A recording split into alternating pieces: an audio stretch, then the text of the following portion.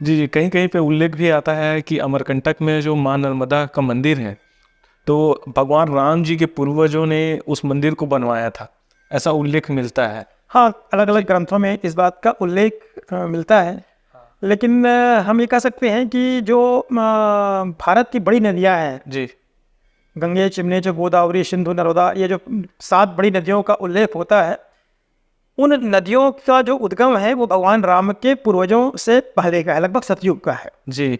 अपन भगवान राम को त्रेता युग का मानते हैं, पर इन नदियों का जो उल्लेख है या इन नदियों का जो उद्गम है वो लगभग लगभग सृष्टि के आरंभ के साथ साथ या पृथ्वी की जिस समय संरचना राजा पृथुदेव ने ठीक किया उस समय का है। जी जी, यहाँ पे द्वापर युग, त्रेता युग, उसके बाद कलयुग हुआ, इसमें फिर राजा लोग आए। तो सबसे अभी जो हमें करंट में जो राजाओं की जानकारी मिलता है, तो कलचुरी शासन का गढ़ था ये रतनपुर, उनका ही शासन था यहाँ पर। तो वो पहले त्रिपुरा से यहाँ पर आए, तो उसके बारे में बताइए। जो शस्त्रार्जुन है वंशी राजा शस्त्रार्जुन हुए हैं, हाँ उनके वंशज अपने आप को कलचुरी कहते रहे हैं। आज छत्तीसगढ़ के गजट में भी आप देखेंगे तो कलचुरियों को राजपूत माना गया है, छत्री माना गया है। छत्तीसगढ़ में इनका आगमन से पहले ये जबलपुर के पास एक त्रिपुरी करके स्थान है, वहाँ इनका राज्य हुआ करता था और वहीं से उन्होंने अपने पूरे राज्य का विस्तार किया है। इस क्रम में ऐसी मान्यता है कि सबसे पहले तुमान, जो कि पेंड्रा और कटघोरा के बीच में है, एक छोटा सा जगह है, काफ़ी ऐतिहासिक जगह है, पौराणिक जगह है। वहाँ आर्कियोलॉजिक सर्वे ऑफ इंडिया ने काफ़ी कुछ शोध किया है, काफ़ी कुछ वहाँ डेवलप किया है या उस स्थान को संरक्षित करने का प्रयास किया है। तो वहाँ कलचुरियों की राजधानी थी और एक छोटे से भूभाग में उनका राज्य चलता था। लगभग 11वीं शताब्दी में 1040 या 42 के आसपास राजा रत्नदेव प्रथम तुमान से रत्नपुर क्षेत्र में, तब रतनपुर में कोई बसाहट नहीं थी, बस्ती नहीं थी, कोई आबादी नहीं थी, लगभग ये जंगल हुआ करता था। क्योंकि अभी भी आज देखें तो रतनपुर के चारों तरफ पहाड़ियों से घिरा हुआ ये बहुत दुर्गम स्थान है। जी। सामान्य आप भी तो यातायात के साधन इतने सुलभ हो गए हैं करके लोग आ जा पाते हैं, अन्यथा कुछ सालों पहले तक ये काफ़ी जंगल हुआ करता था। तो वो यहाँ शिकार के लिए आए हुए थे और शिकार करते करते एक बार रास्ता भटक जाते हैं और उन्होंने एक वट वृक्ष के ऊपर अपने सुरक्षा की दृष्टि से रात बिताने का उन्होंने संकल्प किया। यहाँ जब वो वट वृक्ष के नीचे ऊपर रात बिता रहे थे, कुछ लोगों का कहना है कि राजा ने प्रत्यक्ष तौर पे यहाँ माँ भगवती की दिव्य स्वरूप का, दिव्य स्थान का दर्शन किया। कुछ लोगों का कहना है स्वप्न में दर्शन किया।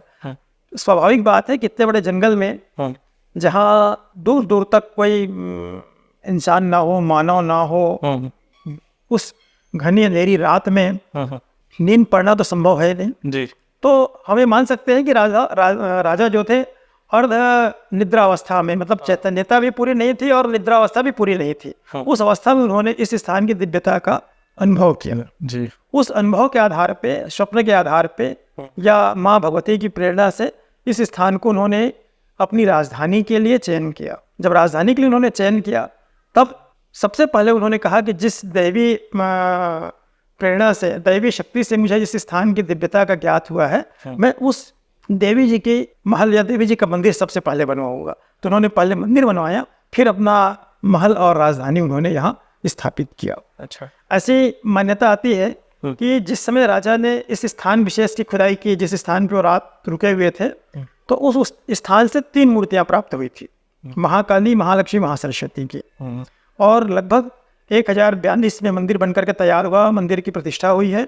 तो 1042 से लेकर के लगभग 1554 तक 500 साल तक यहाँ तीनों देवियों की अनवरत पूजा होती रही। अच्छा। बाद में उन्हीं के जो वंशज थे, राजा बहारेंद्र, जो 16वीं शताब्दी में इस राज्य के राजा हुए हैं, उन्होंने पूजा की 2 अलग अलग विधा होती है। महालक्ष्मी, महासरस्वती की जो पूजा का विधान है वो सात्विक पूजा है। महाकाली की जो पूजा पद्धति है वो तामसी पूजा अर्थात बलि प्रथा है। वो सात्विक पूजा पे ज़्यादा विश्वास करते थे या सात्विक पूजा के वो अनुयायी थे। उन्होंने लगभग बलि प्रथा या बलि पूजा को नहीं करना चाहा, बंद कर दिया। उस स्थिति में तत्कालीन विद्वानों के द्वारा यह उनको सलाह दी गई कि अगर आप काली की पूजा उस रूप में नहीं करेंगे जिस रूप में काली की पूजा की जानी चाहिए, तो इनकी मूर्ति को अन्यत्र स्थापित करके अन्यत्र मंदिर बना देना चाहिए।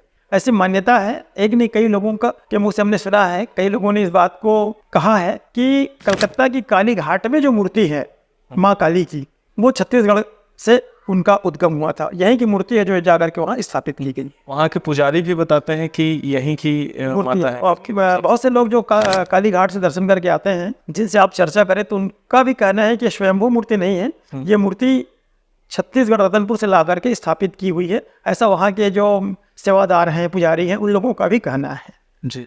दुर्गा सप्तशती को अगर अपन आधार माने तो दुर्गा सप्तशती में तीनों रूपों की पूजा का वर्णन आता है, महाकाली, महालक्ष्मी, महासरस्वती। और तीनों के जो संयुक्त स्वरूप है, संयुक्त पूजा है, वो महामाया कहलाती। तो निश्चित तौर पे यहाँ तीनों देवियों का स्थापना रहा होगा, इसमें कोई संदेह की बात ही नहीं है।